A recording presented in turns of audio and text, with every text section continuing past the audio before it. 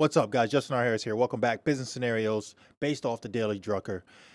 You guys know the format if you're following this one. This one, don't want to screw this one up. This one's, he kind of goes in. We're talking about transactional. The transactional company is how he titled this one for this particular playlist. So I'm going to read this one to you and just give it to you straight. There's really no comparison that I really want to give that's going to give enough validity to what he's explaining. So let's not even deviate from it. So he explains it here. He actually has a quote. He starts off with, successful transactional companies see themselves as separate, non-national entities. Okay, so it says most companies doing international business today are still organized as traditional multinationals, but the transformation into transactional companies has begun.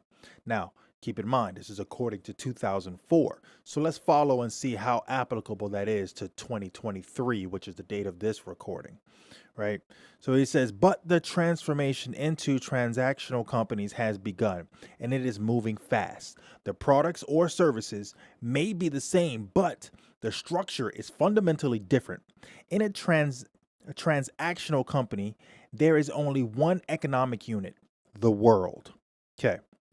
Selling services, public relations, and legal affairs are local, but parts, machines, planning, research, finance, marketing, pricing, and management are conducted in a contemplation of the world market.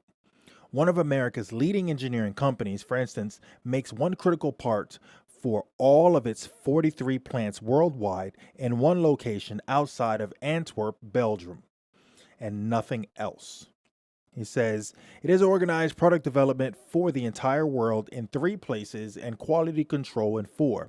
For this company, national boundaries have largely become irrelevant. So, thinking about that, you can think about quite a few countries that, or businesses that have plants for different purposes in different countries. Or you can think how outsourcing maybe is integral parts in different countries for whatever reason, right? Of course, there aren't a lot that are doing that. We do have a lot of companies that have offshore locations for lower labor rates and things like that, which a lot of them have gotten a slap on the wrist for doing that or charge additional taxes for doing so. But you guys kind of follow where we're going with this. It says the transactional company is not totally beyond the control of national governments. It must adapt to them. But these adaptations are exceptions to policies and practices decided for the worldwide markets and technologies.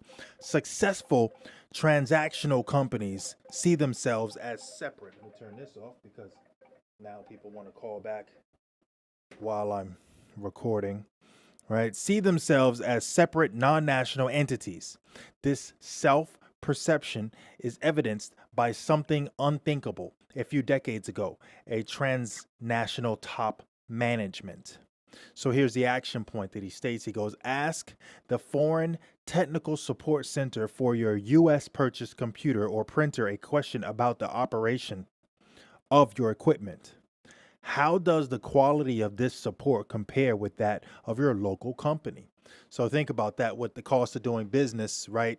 And a lot of third-party customer service are outside the U.S. However, your company that you're dealing with is here in the U.S., but no one answers the phone here. How does that help with customer service as opposed to the customer service that's here? It's clear, but I'd rather you answer that. Thank you guys for checking in.